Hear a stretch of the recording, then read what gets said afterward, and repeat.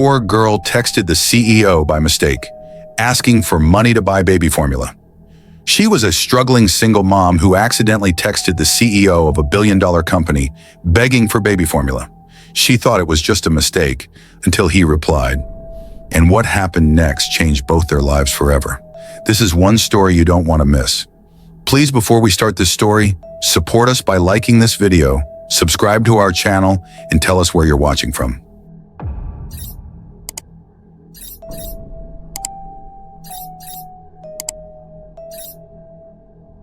Rain slammed against the cracked windows of a rundown apartment complex in Chesterville, Ohio, as 22-year-old Lena Carter sat on the floor of her tiny kitchen, clutching her wailing baby. Her daughter, Maya, only 6 months old, was hungry again. Lena gently rocked her, whispering lullabies that no longer worked. The last scoop of baby formula was gone that morning, and there was no money left to get more. The heater had stopped working 2 nights ago. A single lamp illuminated the room, casting shadows on the peeling walls. Lena's phone, old and chipped, buzzed low battery at 5%. She ignored it. Her bank app still showed the same depressing number it had for 3 days now, $2.13. She had nothing left to sell, no family to call, and no job since the diner shut down last month. Desperate and cold, she typed a message on her phone. Her fingers shook. "Hey, I'm really sorry to ask, but is there any chance you could lend me $20? I need to buy formula for Maya. I swear I'll pay you back next week." She meant to send it to Trish, a former co-worker who had helped her once before. But in her rush, she didn't double-check the number. The message sent with a soft swoosh. She exhaled, then regretted it almost instantly. It had felt humiliating even writing those words. Minutes passed. No reply. She held Maya tighter and typed a follow-up, cheeks burning with shame. "Sorry, wrong number." Across the state, in a high-rise office in downtown Chicago, Elliot Grant, a 38-year-old tech CEO, glanced at his buzzing phone while finishing a call with his board. Between venture capital pitches and stock performance reports, he barely had time to eat, let alone check random messages. But this one caught his eye. He read it twice. It wasn't meant for him, clearly. Still, he didn't delete it. The simplicity, the honesty of it, it made him pause. He put the phone down, then picked it back up again. "No worries, are you okay? Do you really need help buying formula?" He hit send before he could talk himself out of it. Back in Chesterville, Lena stared at the screen. Her phone lit up with that unfamiliar number again. She bit her lip. Should she answer? Was this safe? Her thumbs moved slowly across the screen. "Yeah, I didn't mean to send that to you, but yes, I really do. I'm sorry." She didn't know who he was. She didn't know that she had just reached someone with the power to change everything. And Elliot didn't know that one mistaken text would challenge everything he thought he understood about success, purpose, and kindness. Back in his downtown Chicago office, Elliot Grant set his phone down and leaned back in his chair. The city skyline blinked through the glass walls as the lights in the building dimmed for the night. Most of his staff had already left, but that message, it still sat on his screen like a tug on his conscience. He'd gotten a dozen random messages over the years. Wrong numbers, marketing spam, even the occasional scam. But this felt different. There was no plea for thousands, no dramatic sob story, no red flags.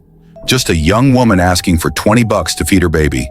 And the way she apologized for it, that was what did it. Elliot typed back slowly, carefully. "You don't have to apologize. I mean it. What's your name?" A pause. Then the 3 dots appeared. "Lena, my daughter's name is Maya. She's 6 months old. Things have just been really rough lately." Elliot stared at the message, then glanced at the family photo on his desk.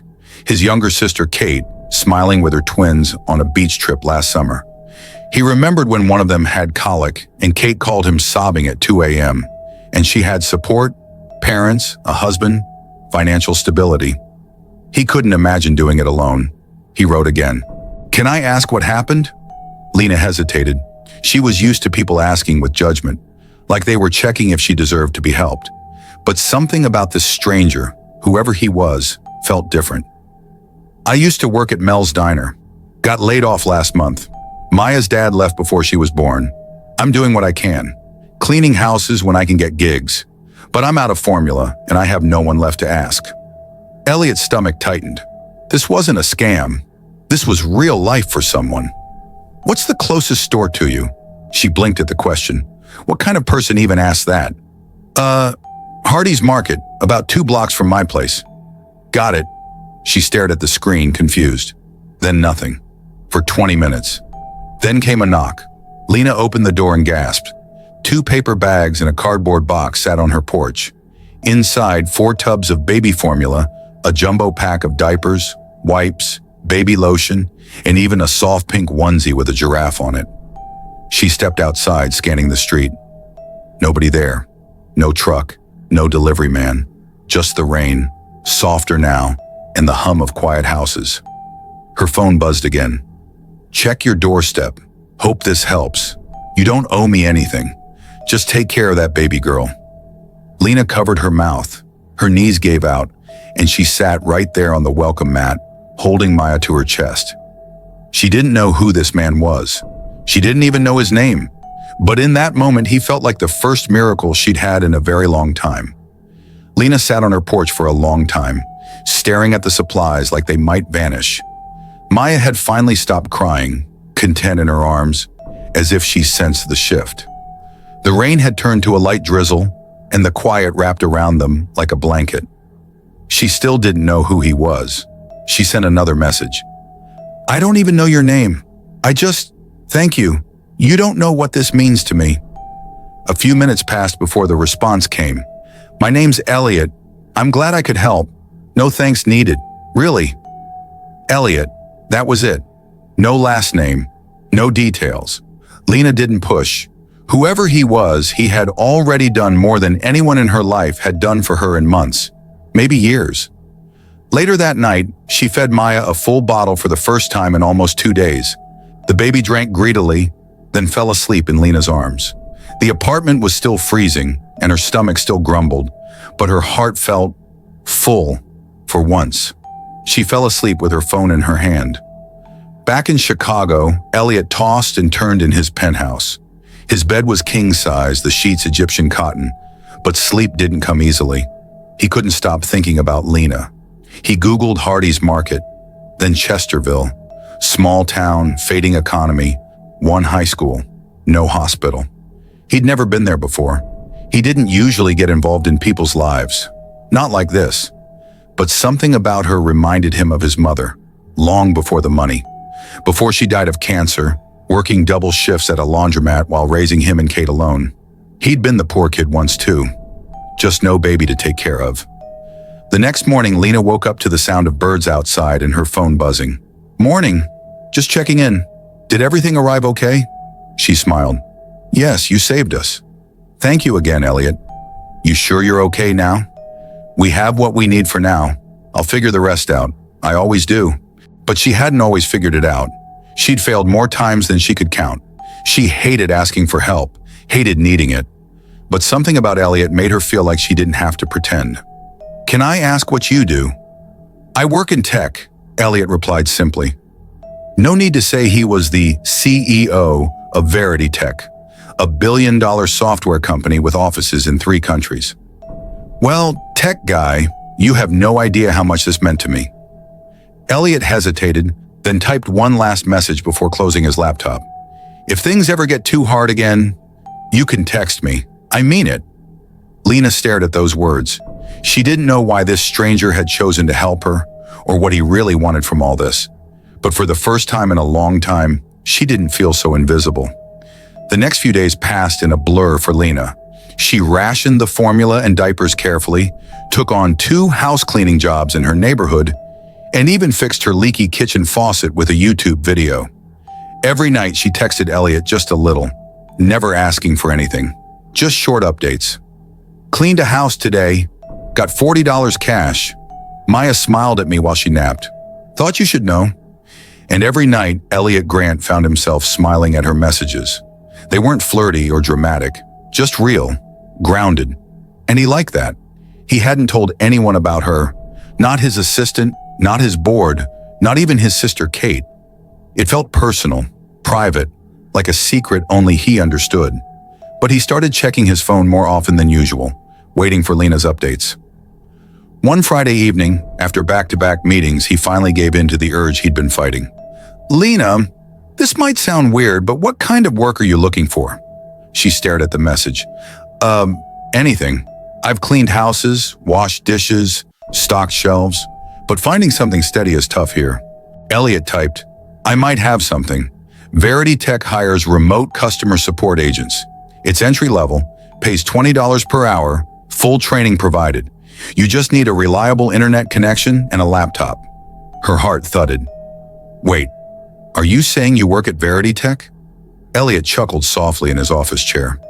"I run it." Lena dropped her phone on the couch and stared at it like it had just insulted her. Run it. Verity Tech was all over the news. She'd read an article once, something about its founder being one of the youngest self-made tech moguls in America. She picked up the phone again with shaky fingers. "I thought you said you just worked in tech." "I do, technically." Lena laughed, one hand over her mouth. Then she felt something else creeping in. Fear. Doubt. Was this pity? Charity in disguise? She didn't want to be some rich guy's charity case. "Why are you doing this for me, Elliot?" He hesitated, staring at the blinking cursor on his screen.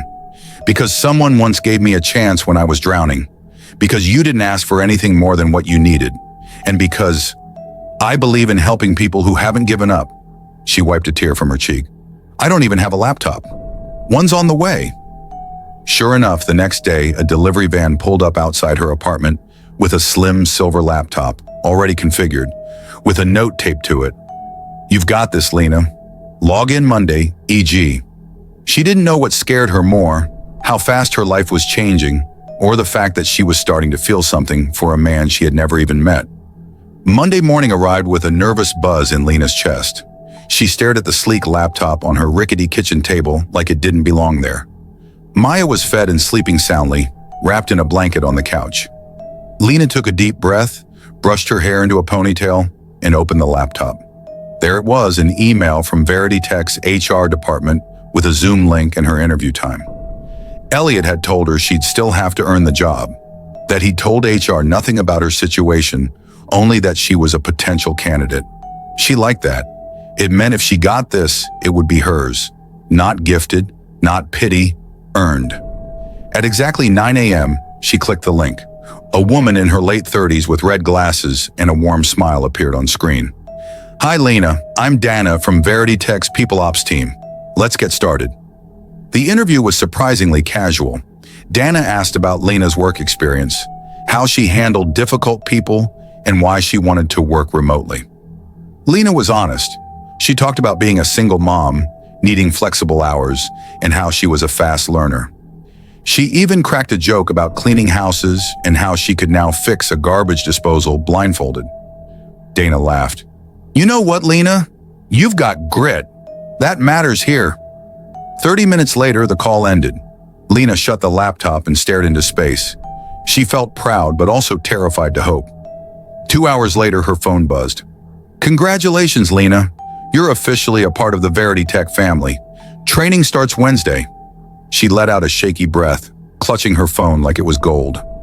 Maya cooed softly from the couch as if she knew her mama had just climbed a mountain. She texted Elliot, "I got it! I really got the job!" His response came almost instantly. "Told you, I had a feeling about you. Thank you for not treating me like I was broken." "You're not broken, Lena. You just needed someone to remind you what you're capable of." That evening, Elliot sat in his living room, laptop in front of him, but untouched. He'd been in boardrooms with billionaires, had lobbied senators and launched IPOs. But something about helping Lena gave him a satisfaction nothing else did. Kate called him, as she usually did on Mondays. "You've been smiling a lot lately, El. What's going on with you?" "Just helping someone who deserves it," he said. Kate paused. "Is this about that girl you mentioned in passing last week?" He didn't say anything. "Oh my God," she laughed. "You've got a crush." Elliot rolled his eyes. "It's not like that." But even as he said it, he wasn't so sure. He didn't even know what Lena looked like, and yet he felt more connected to her than he had to anyone in a long time. Meanwhile, Lena stared at her sleeping daughter and whispered, Mama's going to be okay now. We're going to be okay. 3 weeks into her new job at Verity Tech, Lena felt like a different person. She'd set up a little desk in the corner of her apartment, just a folding table and a thrifted office chair, but it felt like a throne. Her days were full. Between Maya's feedings and work calls, she barely had time to think, but it was the good kind of busy, the kind that gave her purpose again. And every evening, like clockwork, a text would pop up. "How'd it go today?" Elliot never overstepped, never asked for selfies, never pressured her. He just listened, encouraged. She hadn't told anyone about him, not even her neighbor Mrs. Hodges, who helped babysit Maya when Lena needed to focus. Still, Lena wondered more and more what he looked like. She didn't dare Google him. She liked the mystery. She liked knowing him as Elliot, the man who helped her when she was invisible to the world. One Friday night, she got bold. "So, you've seen my name, my story, even heard Maya cry through Zoom, but I still don't know what you look like." There was a pause, then, "You really want to?" "Yeah." A few seconds later, a photo came through. Elliot standing outside what looked like a coffee shop. No suit, just jeans, a dark gray hoodie, and a smile that made her heart skip. He wasn't model perfect, but he looked real, strong, kind. Lena stared at the photo for a long time before responding. "You look like someone who doesn't belong in a boardroom." "That's because I don't. I belong with people who don't pretend." She didn't know how to reply to that. Her fingers hovered over the keyboard. Before she could finish her message, another came through. "I'll be in Ohio next week for a regional tech event. It's an hour from Chesterville. Would it be too crazy if I asked to meet you?" Her heart thudded so hard she almost dropped the phone. Meet? Like in person? Lena's brain scrambled. Her apartment was still falling apart. She owned 2 pairs of jeans, and she hadn't been on a real date since before Maya was born. She stared at Maya, who had somehow managed to kick off one sock again and was babbling at the ceiling. She bit her lip and typed back, "You want to meet me and a drooling baby who throws up every time she gets excited? I've had worse board meetings." She laughed, then sighed. What was she doing? But something deep inside whispered, "You deserve to be seen. For real this time." "Okay," she finally typed. "Come by. But I'm not cleaning the place just to impress a guy I accidentally begged for baby formula." "Deal." The morning Elliot was set to arrive, Lena barely slept. It wasn't nerves, it was disbelief. Just a few weeks ago, she had been begging a stranger for baby formula by accident. Now that same stranger, a CEO of a billion-dollar tech company, was driving to meet her and her daughter. She stood in front of the mirror, smoothing out her secondhand blouse and running a brush through her hair. No makeup, no pretending, just her. Maya was in her cleanest onesie, a little bow on her head and her usual gummy grin. Lena kissed her forehead. "Let's not throw up on mommy until after the guest leaves, okay?" At 10:12 a.m., a black SUV pulled up. Lena's heart was pounding. She opened the door slowly, not knowing what to expect. And there he was, Elliot Grant, in a navy sweater and jeans, holding a small bouquet of wildflowers and a soft toy bunny. He looked just like the photo, but warmer, kinder, real. "Hi," he said. Lena blinked. "Hi. Wow, you're really here," he smiled. "And you're even more impressive in person." She laughed nervously and stepped aside. "Come in. But fair warning, this place is baby central." The apartment was small and worn but neat. He looked around, took in the stacked diapers, the folded laundry, and the humming white noise machine. "I love it," he said. She raised a brow. "You're a terrible liar." "I'm not lying. You've made a home here. It shows." Maya squealed and kicked from her playpen. Elliot's eyes lit up as he stepped closer. "Is this my tiny boss?" Lena laughed. "That's her. Maya, meet the man who bought your formula." He crouched down gently and handed her the toy bunny. Maya grabbed it and promptly shoved an ear into her mouth. "That's a seal of approval," Lena said. They talked for over an hour, about everything, her job, his company, how different their lives had been, and how strange and wonderful this whole thing was. There were no awkward silences, no pressure, just ease. At one point, Maya dozed off in Elliot's arms while he rocked her gently. "She trusts you," Lena whispered. "She has good instincts," he replied softly.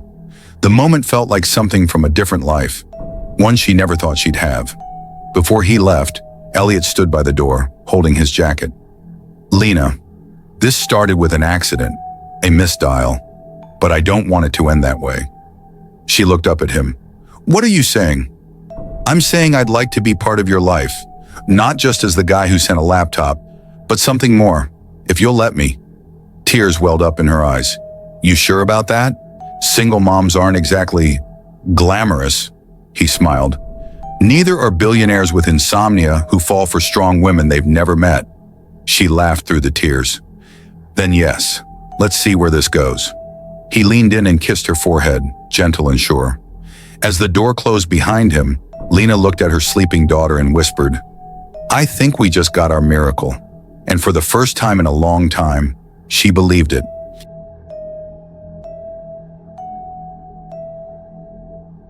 Lena never imagined that a wrong number could rewrite her life. But sometimes the smallest accidents lead to the most beautiful beginnings. From desperation to hope, from a text to a future, her story is a reminder that kindness still exists, and love finds you when you least expect it. If this story touched your heart, don't forget to like, comment, and share. What would you have done in Lena's shoes? Subscribe to our channel for more real-life tales that inspire and uplift. Until next time, remember sometimes miracles arrive disguised as mistakes,